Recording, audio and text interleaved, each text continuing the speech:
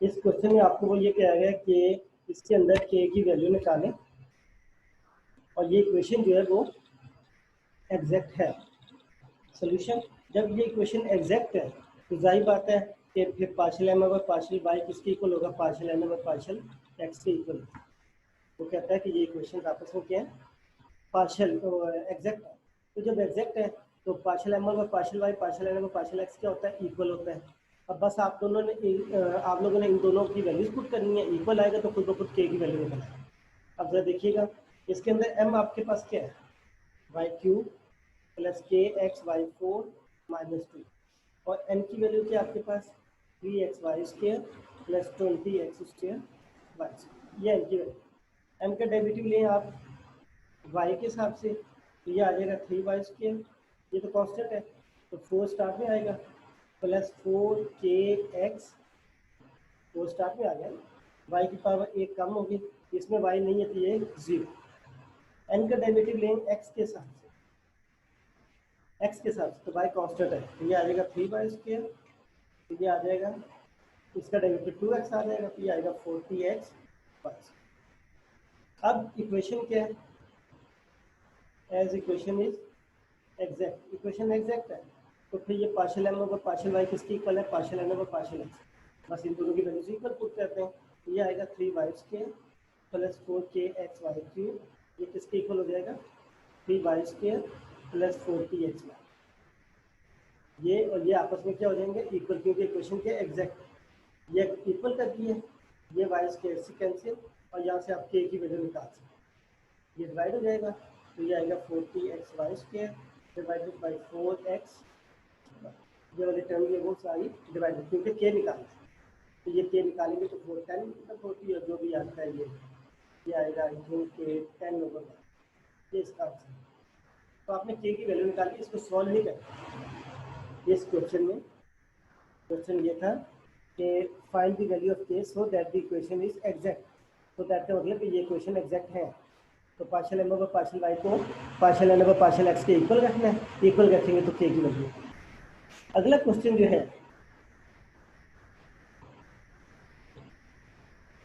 ये वाला, ये जो दो क्वेश्चन है उसमें कहता है कि m ने दिया हुआ आपको, n दिया हुआ तो कहता है m की वैल्यू निकालें, और सेम यही है, इसमें n दे दिया है तो n की वैल्यू निकालनी है, m नहीं दी। तो इन क्वेश्चन में हमने ये करना होता है, सिर्फ इसका हिंट ही दूंगा, बाकी आप लोग देख लीजिएगा इसको कि ये क्वेश्चन है,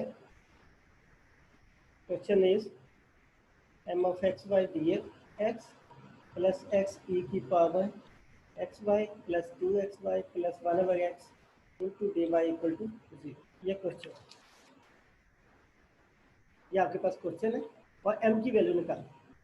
तो सोल्यूशन में कि इक्वेशन इज एग्जैक्ट, बताया हुआ है उसने कि इक्वेशन क्या एग्जैक्ट है, तो जब इक्वेशन एग्जैक्ट है तो partial M over partial Y किसके इक्वल होगा, partial N over partial X के इक्वल होगा। Partial M over partial Y तो नहीं निकाल सकते, partial N over partial X हम निकाल सकते हैं, वो वैल्यू यहाँ पे पुट करते हैं।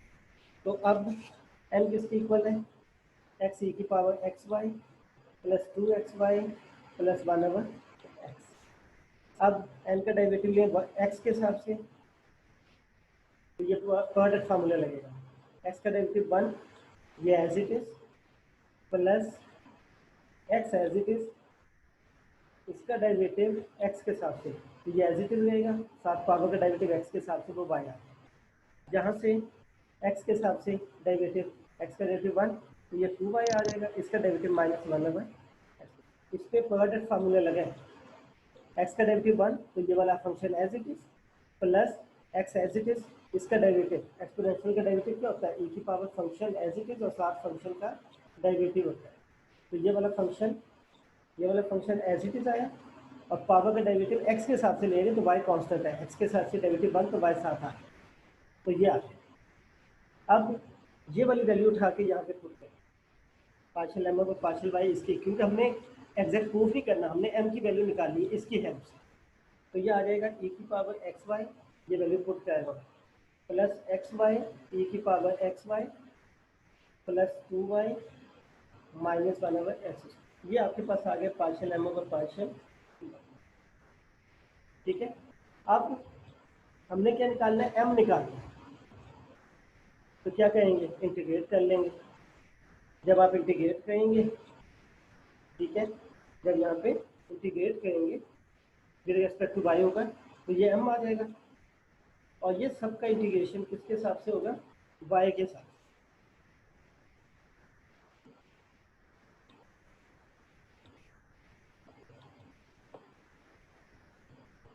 इस सब का इंटीग्रेशन किसके हिसाब से होगा जी, y के हिसाब से, क्योंकि इंटीग्रेशन में पार्शियल m और पार्शियल y है डेरिवेटिव में, तो इंटीग्रेशन लेंगे तो y के हिसाब से, तो इसका भी y के हिसाब से, इसका भी y के हिसाब से, इसका। यहाँ पे जब ये दूसरा वाला पार्ट हो गया इसका, ये वाला, इसमें n निकालना है, तो पार्शियल m और पार्शियल y की वैल्यू निकल आएगी यहाँ से, उसको n और x के इक्वल रखेंगे, उसमें आपने इंटीग्रेशन x के हिसाब से करना, ये दोनों में फर्क है। तो यहाँ पे देखें, अब बस इसका y के हिसाब से इंटीग्रेशन कर लें तो आपका आंसर आ जाएगा।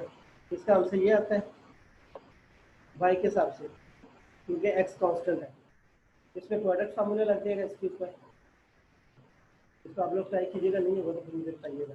वाई स्क्वायर आ गया, ये y, ये तो कांस्टेंट है, ये y चला गया, इंटीग्रेशन 1 का dy के हिसाब से क्या होगा y, तो ये इसका आंसर m की वैल्यू निकालें। उसके बाद क्वेश्चन देखेंगे भाई,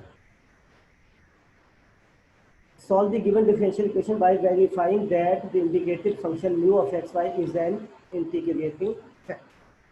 तो मैं क्वेश्चन लिखता हूँ कि 37 क्वेश्चन है, 6xy dx plus 4y plus 9x square dy equal to 0 और mu of xy equal to क्या है, ये क्वेश्चन। तो ये कहता है कि चेक करें कि क्या ये इंटीग्रेटिंग फैक्टर है या नहीं, ये क्वेश्चन है। Solve the differential equation solve भी करना है बाय वेरीफाइंग दैट, वेरीफाई करना है कि क्या ये जो function indicated function mu of x Y ये इंटीग्रेटिंग फैक्टर है या। तो असल में होता ये है कि इसको अगर हम सॉल्व करें, आपके पास m क्या आ जाता है 6xy, n क्या आ जाता है 4y प्लस 9x, तो ये क्वेश्चन एग्जैक्ट नहीं है।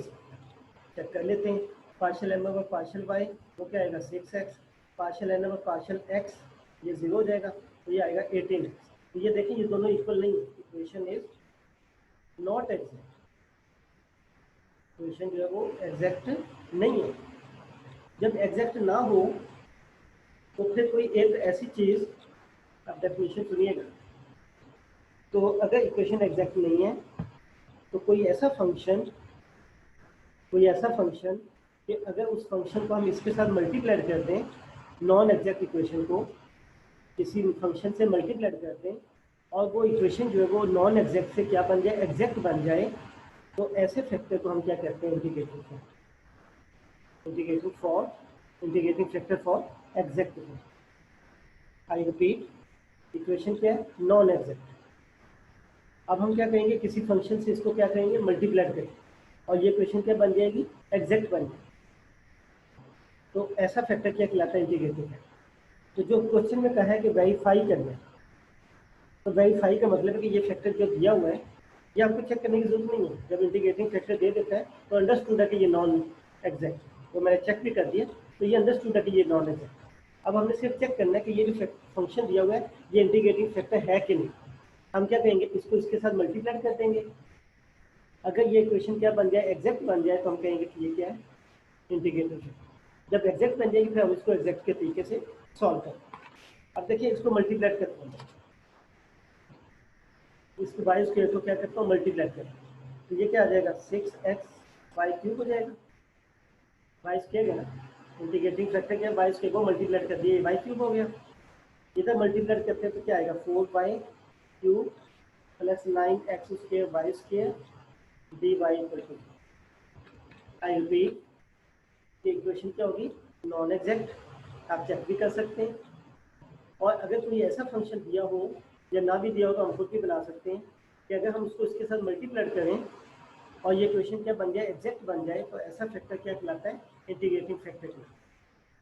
अब क्वेश्चन ये था कि ये क्वेश्चन दी हुई है, कहता है कि चेक करें कि क्या ये एग्जैक्ट, ये इसका इंटीग्रेटिंग फैक्टर है कि नहीं। तो चेक कैसे करते हैं कि हम इसको उठा के इससे मल्टीप्लाई कर देंगे अगर तो ये इक्वेशन एग्जैक्ट बन गई तो हम कहेंगे हाँ जी ये इसका क्या इंटीग्रेशन है। फिर उसने ये भी कहा होगा कि इसको सॉल्व भी करना है, तो जब एग्जैक्ट बन जाएगी फिर एग्जैक्ट वाला तरीका जो अभी हमने पढ़ा उससे इसको हम सॉल्व करें।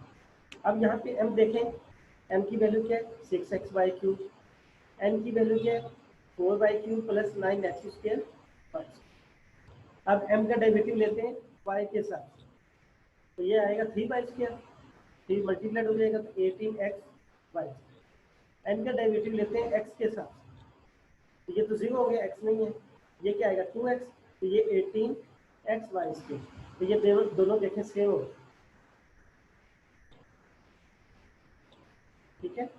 सो इक्वेशन इज एग्जैक्ट, इक्वेशन क्या हो गई एग्जैक्ट हो गई। And mu of x y is integrating factor, divide हो गया है कि म्यू ऑफ एक्स वाई जो दिया होता है वो इसका क्या इंटीग्रेट।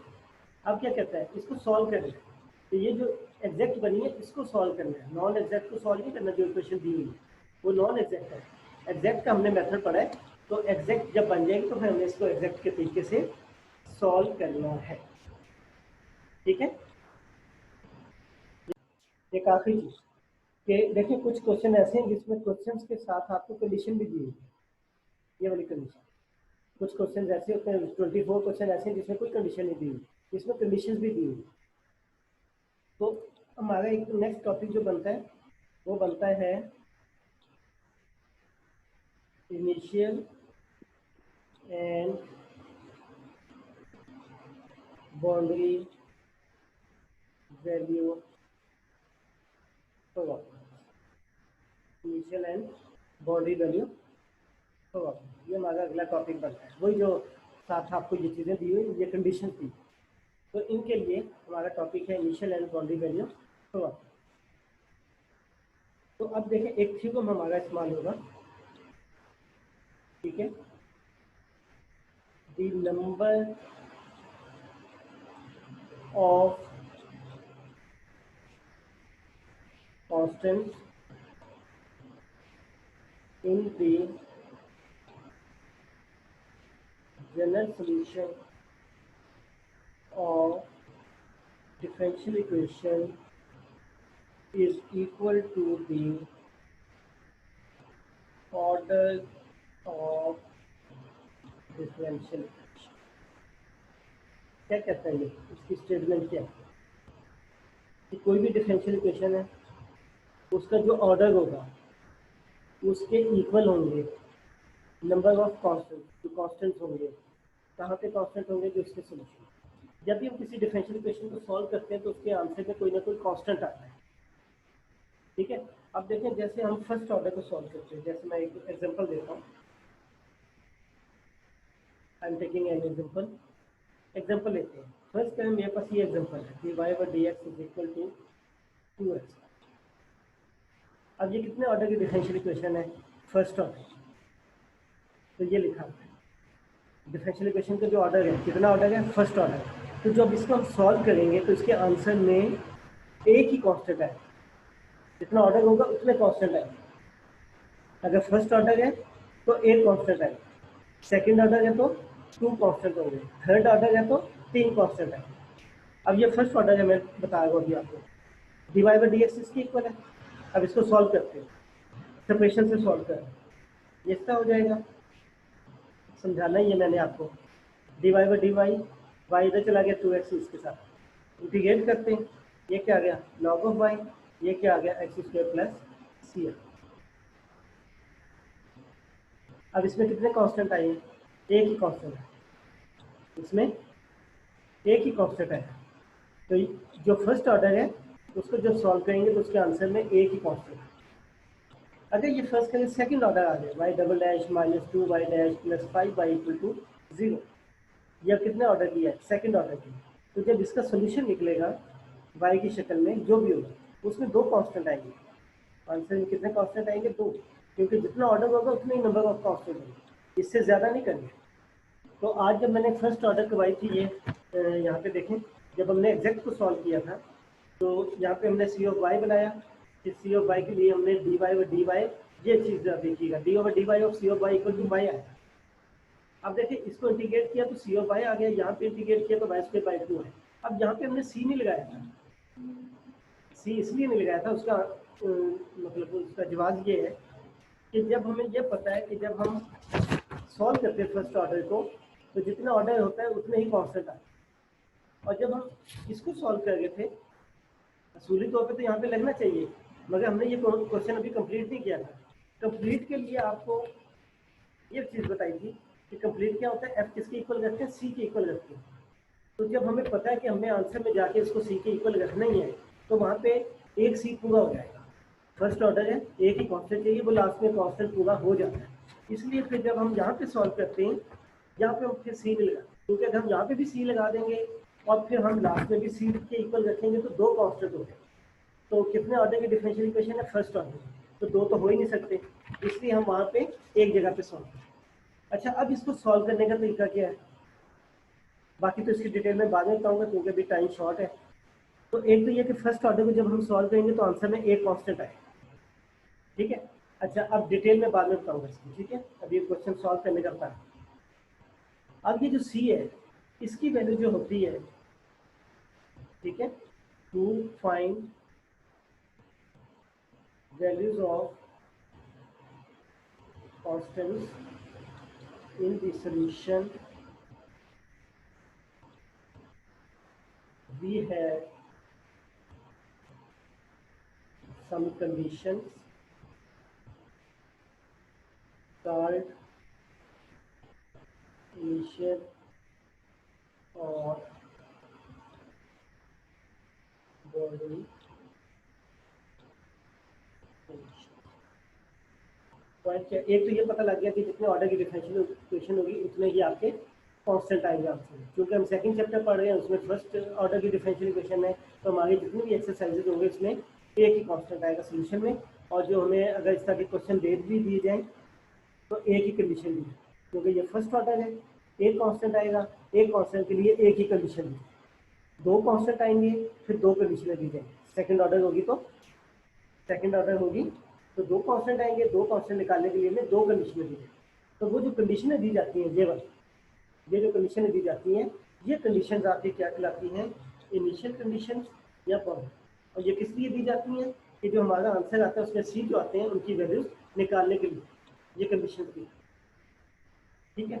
अच्छा, अब बाउंड्री उस वक्त बनती है जब आपके पास दोनों साइड में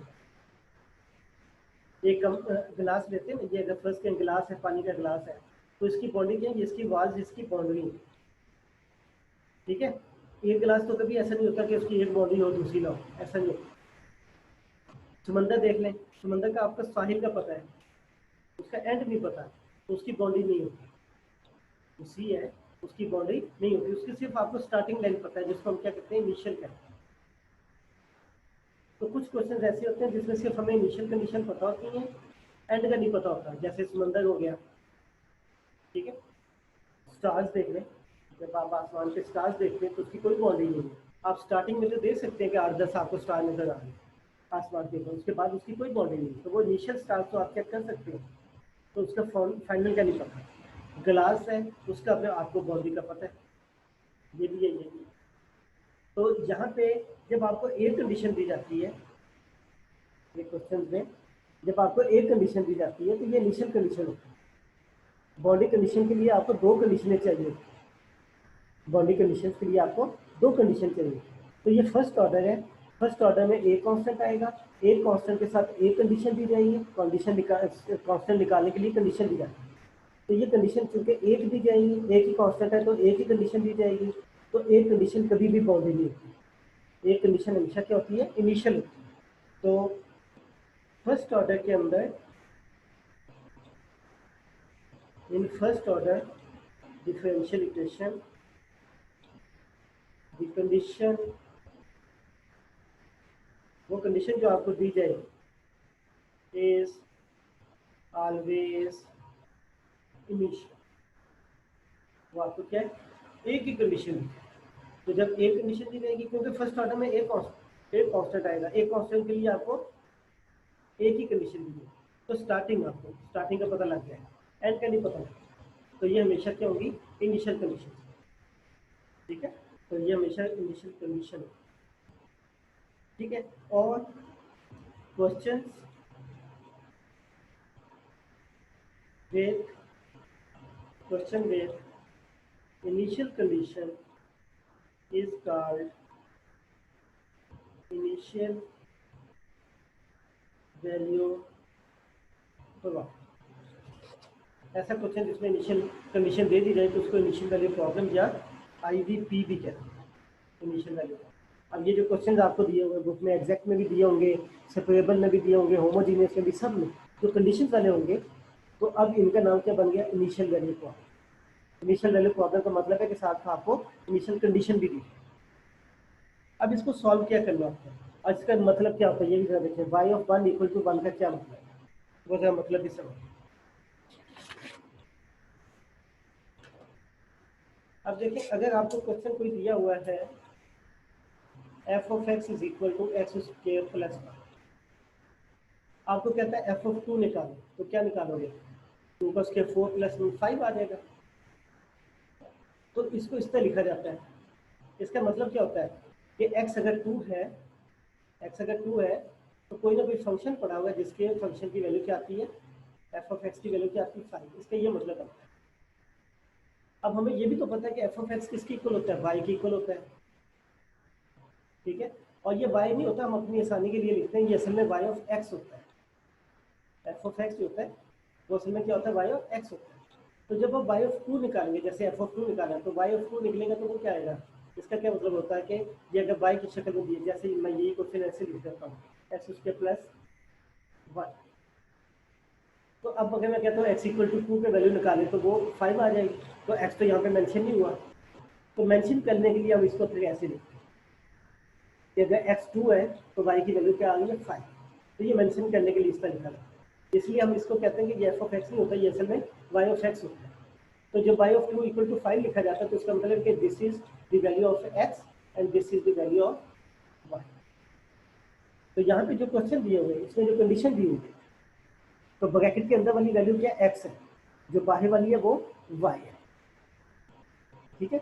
अच्छा, अब ये क्वेश्चन जो अभी हमने सॉल्व किया था, फर्स्ट करें, आपको क्वेश्चन ये कह देता है इनिशियल वैल्यू प्रॉब्लम दे दी है, इनिशियल वैल्यू प्रॉब्लम दे देता है, कहता है कि आप इसको सॉल्व करें, y dash equal to 2xy, और कंडीशन दे देता है y ऑफ 1 इक्वल टू 1 दे, इसको सॉल्व करें। अब ये इनिशियल वैल्यू प्रॉब्लम बन गया क्योंकि कंडीशन दे दी है। अब इसको सॉल्व कैसे करेंगे, सॉल्व हम ऐसे करेंगे कि इसको हम उसी तरीके से सॉल्व करेंगे जो हमने मेथड्स पढ़े हैं, चाहे वो एग्जैक्ट है, चाहे होमोजीनियस है, चाहे नॉन होमोजीनियस है, जिस मर्जी तरीके से हम इसको सॉल्व करें। एंड में जाके, क्योंकि ये हमें कंडीशन क्यों दी जाती है, सी की वैल्यू निकालने के लिए, तो जब सी आएगा तो फिर हम इसको लगाएं। वो जरा देखिए, इसको भी मैंने सॉल्व किया था, तो ये आ गया था, इंटीग्रेट किया तो लॉग ऑफ वाई किसके इक्वल आ गया, एस उसके प्लस सी, ये आंसर निकल आया, ये इसका जनरल सोल्यूशन, ठीक है। अच्छा, अब हम ये वैल्यू यूज करते हैं, ठीक है, using y of 1 equal to 1। तो इसको कैसे यूज करते हैं कि x की जगह 1 पुट कर देना, y की जगह 1 पुट कर देना। तो x की जगह 1 करते हैं, y की जगह भी 1 करते हैं, तो लॉग ऑफ 1 हो जाएगा, ये 1 प्लस सी हो जाएगा। तो c की वैल्यू लॉग ऑफ 1 0 होता है, तो 1 उधर चला जाएगा तो c की वैल्यू निकली। तो देख लें, कंडीशन दी थी तो कंडीशन से किसकी वैल्यू निकली, c की वैल्यू निकली। ये उठा के इसके अंदर पुट करते हैं, तो log of y equal to क्या आएगा, एक्स स्क्वायर माइनस 1। तो ये इसका दूसरा सोल्यूशन है। जनरल सोल्यूशन वो होता है जिसमें c आता है। इनिशियल वैल्यू प्रॉब्लम में जब हम सॉल्व करते हैं तो सी की वैल्यू भी निकाल लेते हैं, वो निकाल के दोबारा इसमें पुट करते हैं तो हमारे पास एक और सोल्यूशन, इसको हम कहते हैं सिंगुलर सोल्यूशन। इसको हम क्या कहते हैं, सिंगुलर सोल्यूशन। बाकी डिटेल हम बाद में देखेंगे। तो ये जितने भी क्वेश्चंस हैं, इसको सॉल्व करने के बाद लास्ट में आपने ये कंडीशन पुट करनी है, सी की वैल्यू निकाल के दोबारा इसको जनरल सोल्यूशन के साथ कंप्लीट करें। कोई